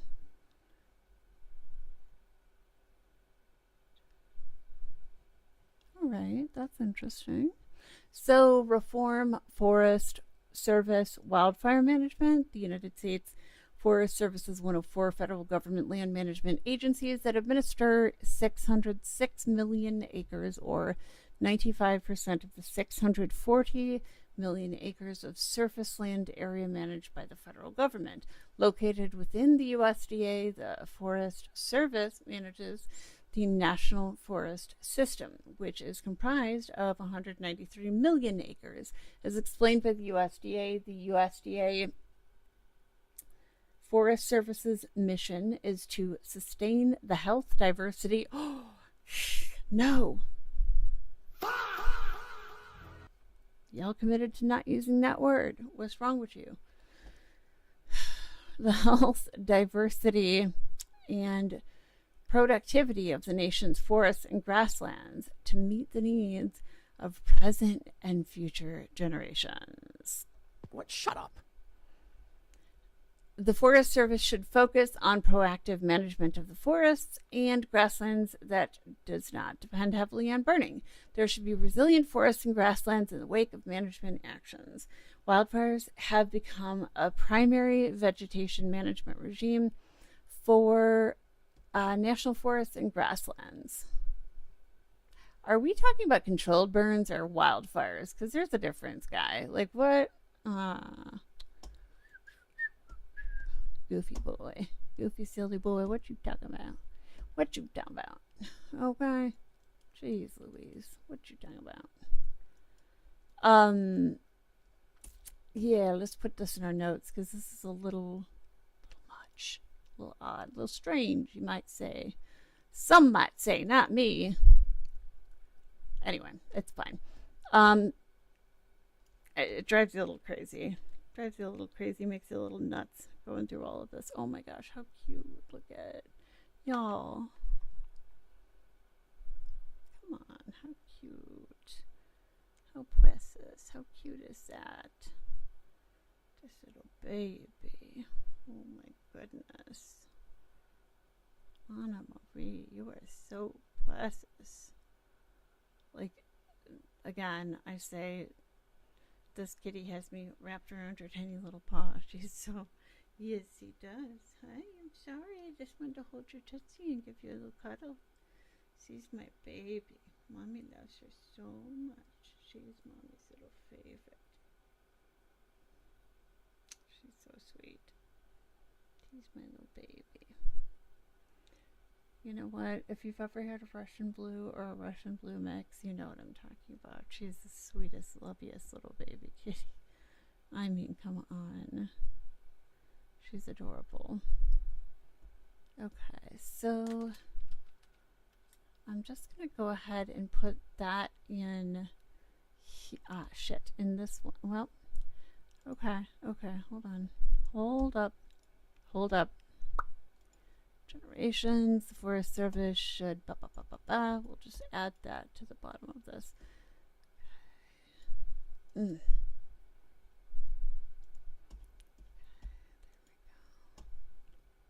Alrighty.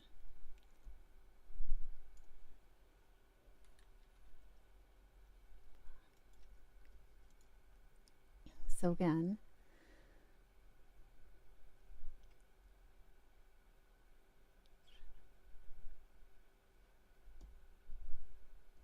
so reform for Forest Service wildfire management. The United States Forest Service is one of 4 federal government land management agencies that administer 606 million acres, or 95% of the 640 million acres of surface land area managed by the federal government. Located within the USDA, the Forest Service manages the National Forest System, which is comprised of 193 million acres. As explained by the USDA Forest Service's mission is to sustain the health, diversity, and productivity of the nation's forests and grasslands to meet the needs of present and future generations. Pardon me. Sorry about that.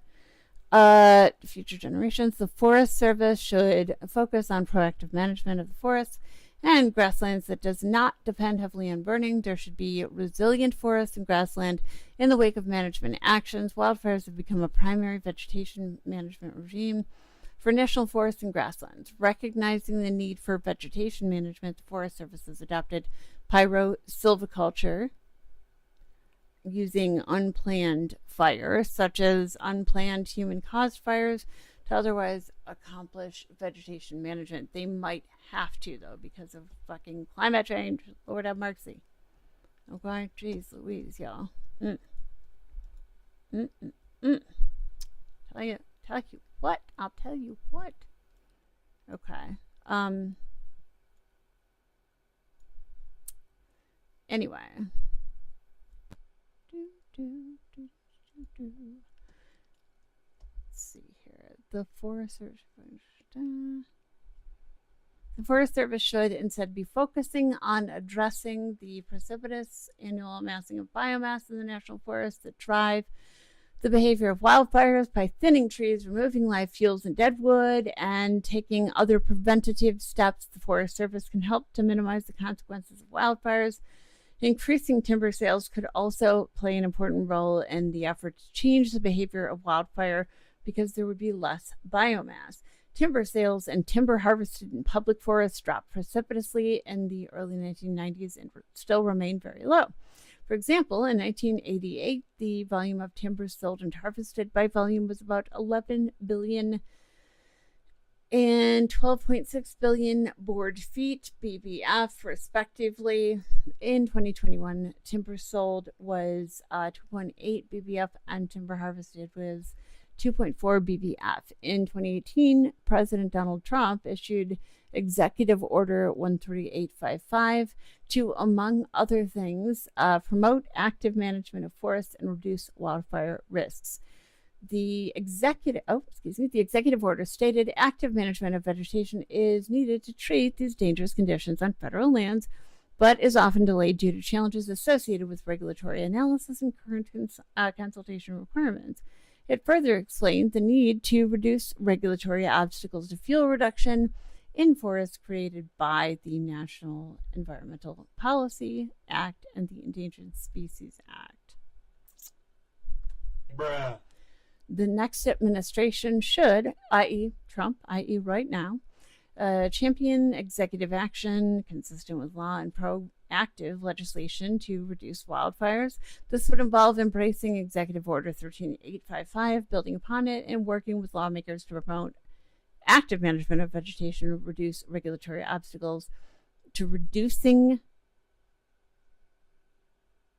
fuel buildup, and increase timber sales. That is so convoluted, but okay. Let's go ahead and just copy this into our notes. Okay, it's convoluted, but let's do it. All right. So bear with me for one moment. Again, they're in Discord, and you guys are welcome to join the Discord in the link listed in the drop-down description of this live. Okay, and I'll put it back out in chat right now because there are a lot of notes being taken. My purpose in doing this is obviously I want to actually fucking retain and help other people to retain what we're reading and discuss it in a way that makes sense, right? Kitty, I'm sorry, baby. And not just forget it and be like, well, what did we learn? Let's reread it. Okay, because it is a lot to get through, but it's really important. And all of these steps are literally being taken right now by Trump in this administration. So it's super, super important to keep an eye on and understand and unpack what is happening, right? So join the Discord if you're interested, and you're welcome to submit questions or even add to the whiteboard notes in good faith yourself. You're welcome to do that. So eliminate or reform the dietary guidelines. The USDA, in collaboration with HHS, publishes the dietary guidelines every 5 years. For more than, in collaboration with HHS, not the FDA. Okay. No, I guess dietary guidelines, I'm thinking of like the food pyramid or something. Anyway, back to the dietary guidelines. Eliminate or reform the dietary guidelines. The USDA, in collaboration with HHS, publishes the dietary guidelines every 5 years. For more than 40 years, the federal government has been releasing dietary guidelines, and during this time, there has been constant controversy due to questionable recommendations and claims regarding the politicization of the process.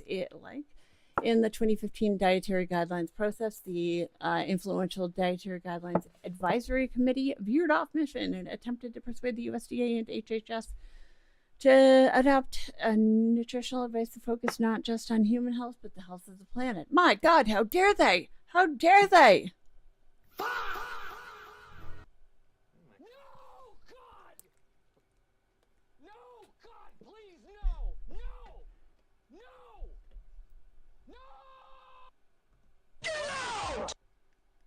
All the things.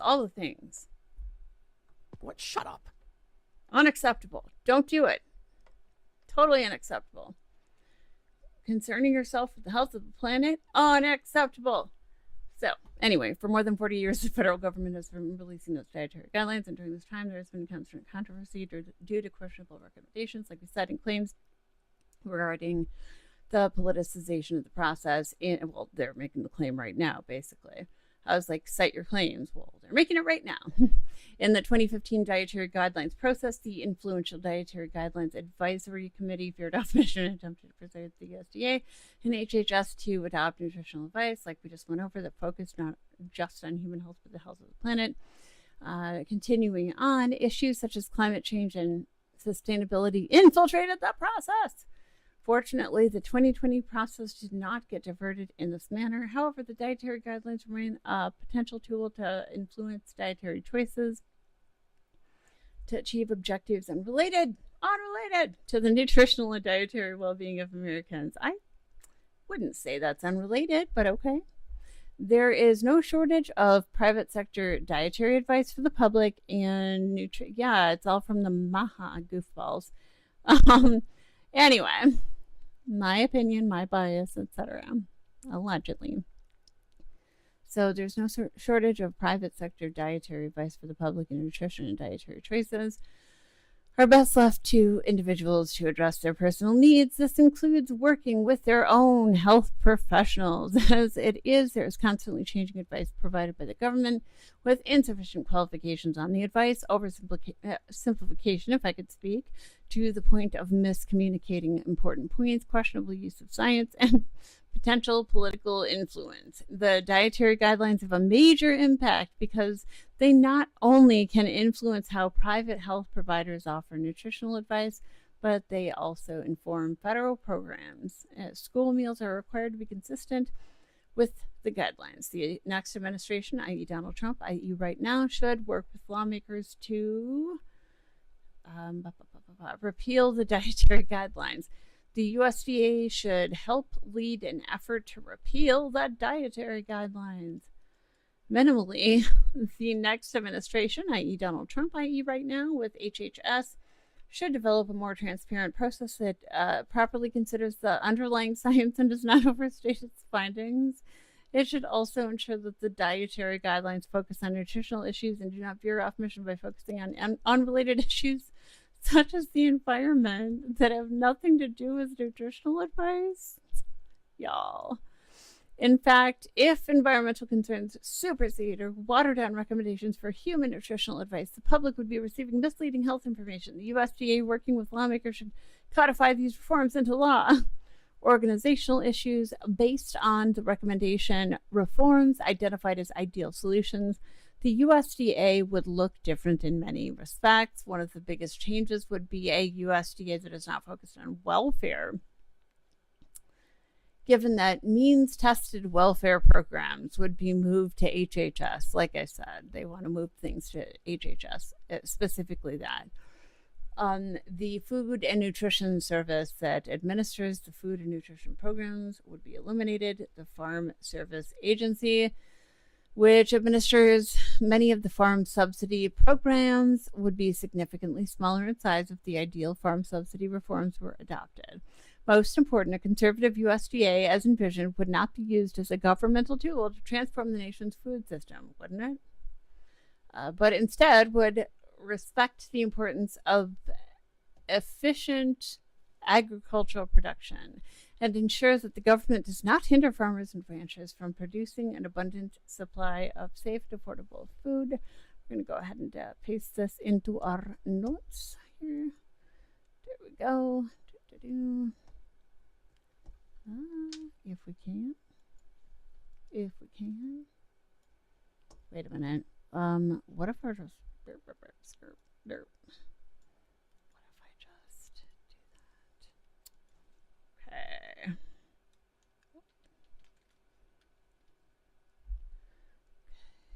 There we go. That's still a lot. Yikes. But you know what? That's okay. We're good. All right, let's real quick here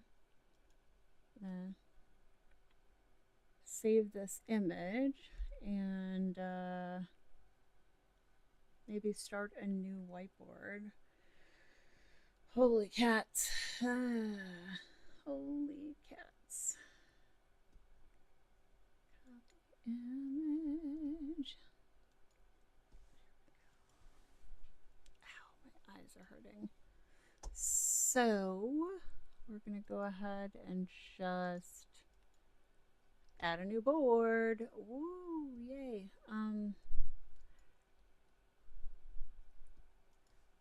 We're going to call it Project 2025 if I could speak. Hi, baby. You're a good girl. Part 13.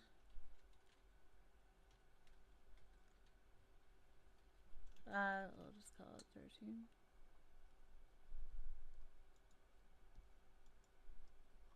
It'd be a shame if anybody used like a flipper zero or something to shut the neighbor's music off when people start going to bed. That'd be such a shame, y'all. Can you even imagine that happening? I can't. Shh. Never happen, as far as I'm concerned.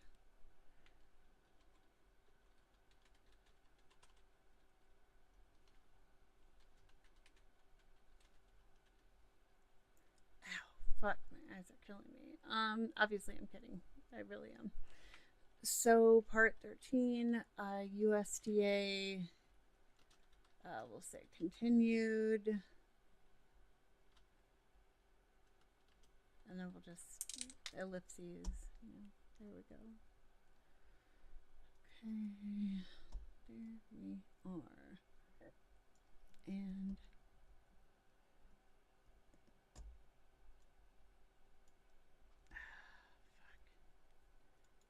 okay, oops.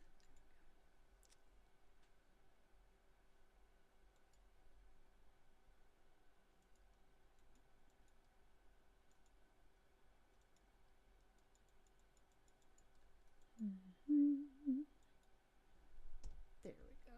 We've got that. Just going to start a new board and we're going to invite folks to it. Ow, my eyes are killing me. And just move that to the back. Who the fuck is that? Somebody's having a weird party. And then, yeah, we don't even need to invite anybody to it. Y'all are invited to the Discord. We're good there, right?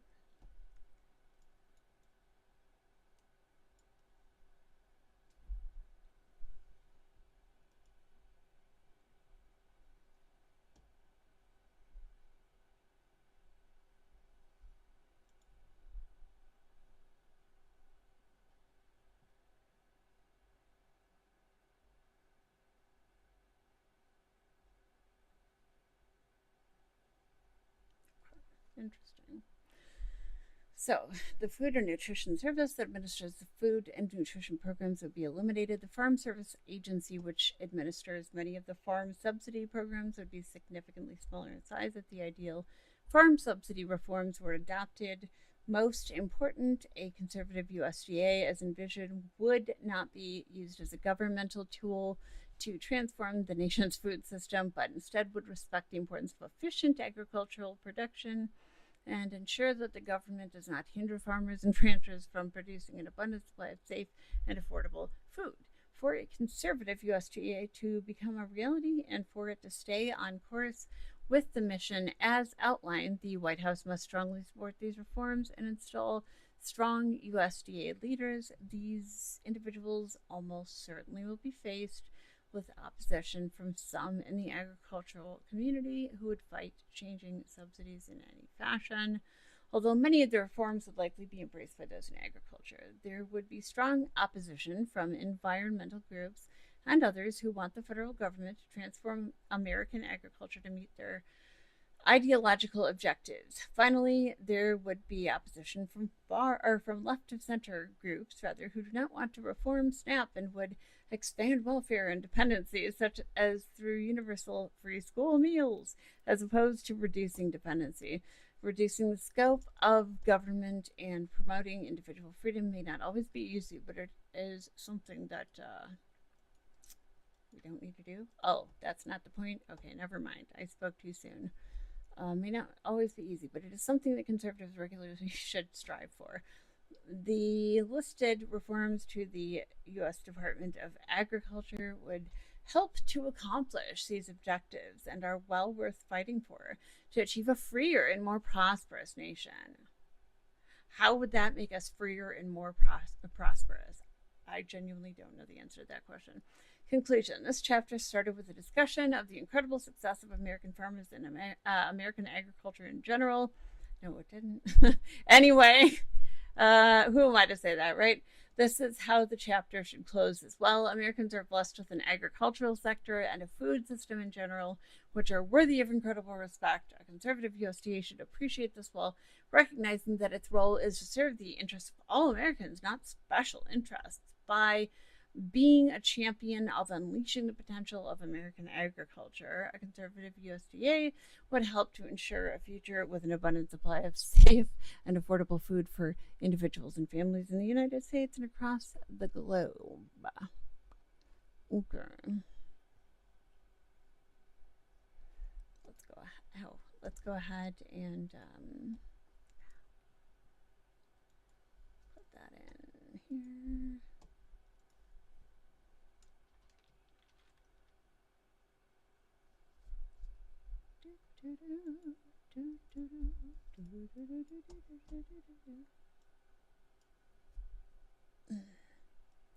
Dang it. Fuck. Shit. Okay, just make that a little smaller. There we go.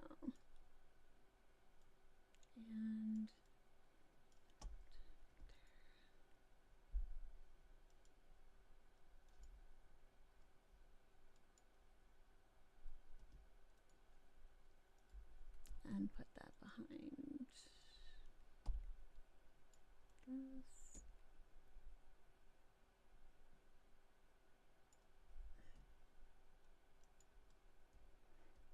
And there we go.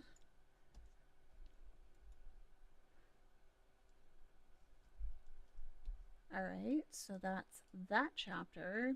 Toasted, done, and dusted.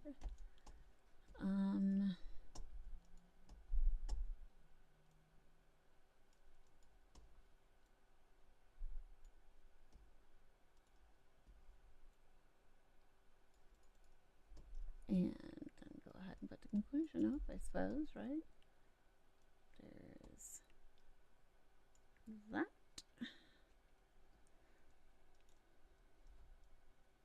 Okay. And then the next section would be what here? Good Lord, that's actually a decent amount of bibliography information. I am shocked. Hi. I am almost pleasantly surprised with that. So we are where now? Department 11, Department of Education, Lindsay M. Burke.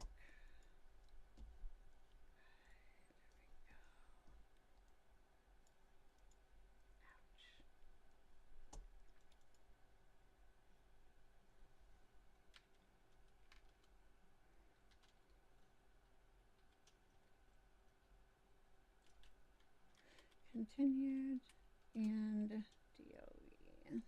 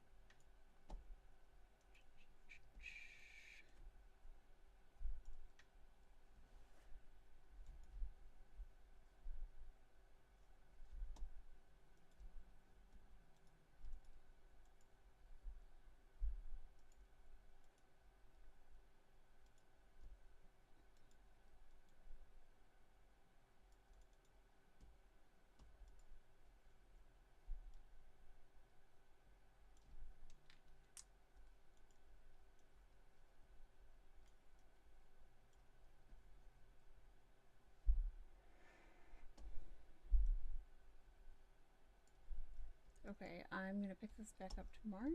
Thank you for joining me. Join the Discord.